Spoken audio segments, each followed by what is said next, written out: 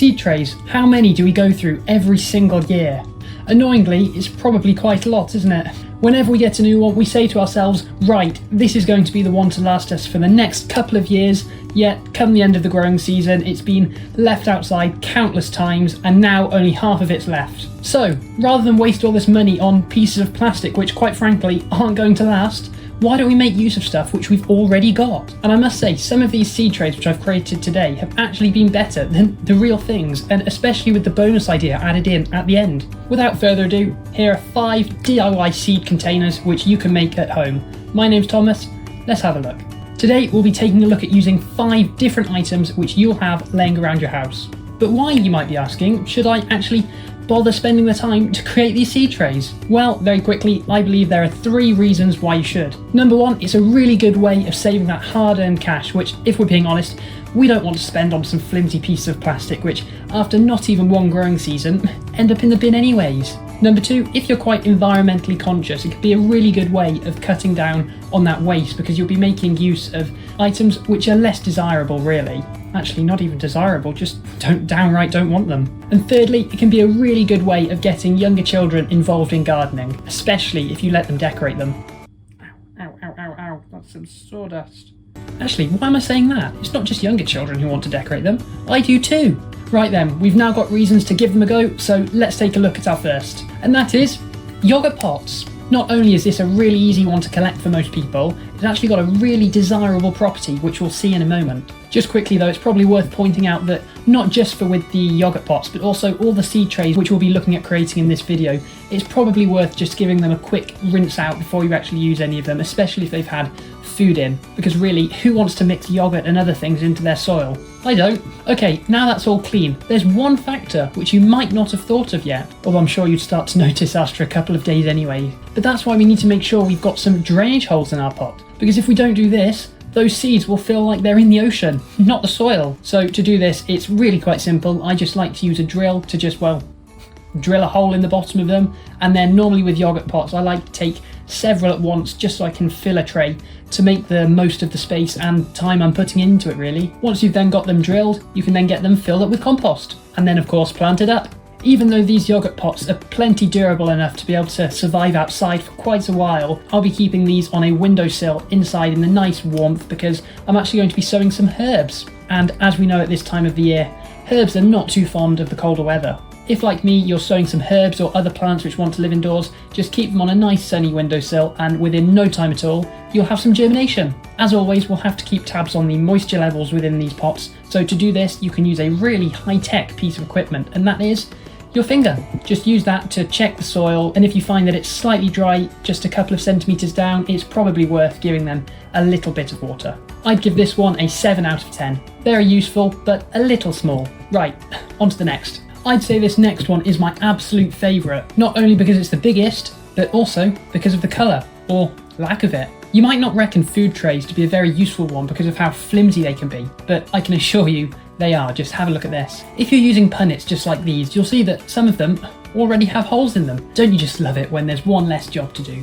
Right, to mix this one up, I'll show you a little trick I like to do with this. Just using another common material like cardboard, we can use these to just divide up the trays into smaller compartments. Not only does this help you just to give your seeds a little bit more space, but also if you're to fold the cardboard so that it sits on the base, you can actually then use them as almost like little spoons to take the soil and that seed out when they're ready to be transplanted into the garden. Now, time for the exciting part of this one. If you have another one of the exact same trays or one which is slightly bigger, we can use this to go over the top of it. You're probably thinking, oh, is that it?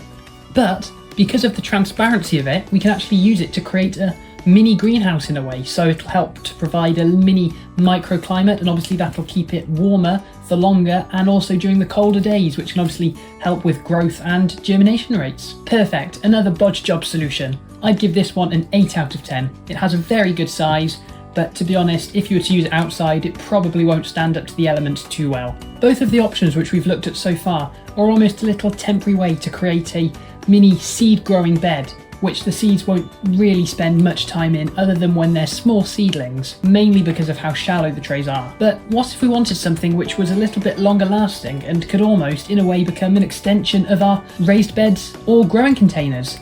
Well, to do that, we'll want something which is a bit deeper. That's why I love to save milk containers for this very specific purpose. Their deep sides and thin plastic make them ideal DIY containers that can be easily transplanted, watered and transported with minimal hassle. Because the polymer which they're created from is very thin, it also makes it very easy for us to drill holes into the bottom of them to create some drainage holes again. And if you wanted to add a little bit of creative flair to your DIY seed trays, this is the ideal one to do so. Just use some markers and in no time at all you'll have taken it from a bland milk bottle to a bland milk bottle with some colour on it. I'd give this one a 9 out of 10. It has a really deep trough and also, if you cut it correctly, it'll have a nice little handle on it.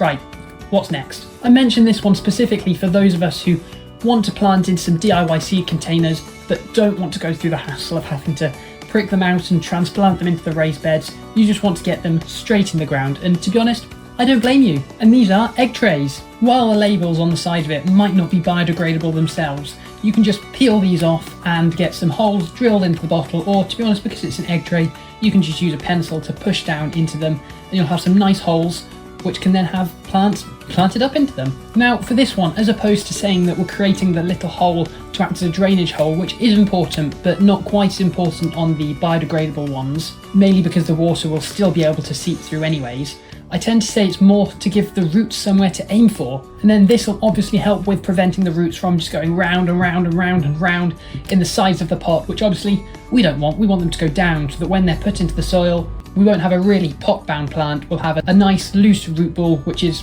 going in the right direction. Also with this one, I like to just use some scissors to cut the compartments apart once the seeds are ready to go in the ground, because in doing so you can just help to give the plants a little bit more space between one another in the same way you would thin out other plants like your radishes or your kale, for example. I'd give this one a 6 out of 10. It's biodegradable and all, but the compartments are just a little bit small. Ooh, that rhymed again. And last but not least, toilet rolls. I won't go into too much detail on this one because we have talked about this in a previous video, which there'll be a link to at the end of this one. But in summary, this is quite similar to the egg tray one. However, I think it's just a step up on it really, because obviously it's biodegradable, which is good, meaning it can go straight into the soil, which is obviously helpful for us in saving time, but also it's much taller and deeper, a little bit like the milk bottle, however just for individual seeds. And this obviously means that again we'll have the roots directed in the right direction and they won't go spiralling around as much. Overall, I'd give this one an 8 out of 10. Quite similar to the last one, but obviously it's biodegradable, a bit deeper and easier to handle. So overall,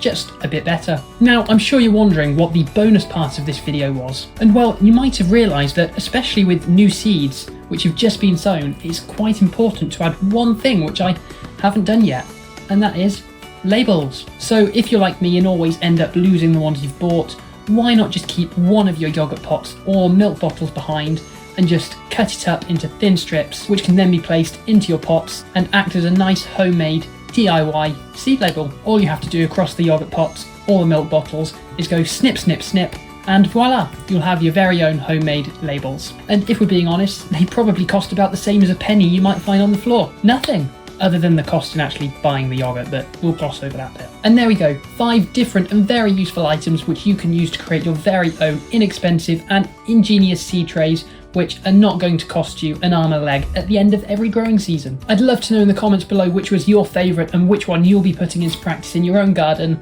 But other than that, I really hope you have enjoyed this video. If you have, please consider leaving a like on it and subscribing to the channel. And of course, why not share it with a friend, as it's the best way to help me out.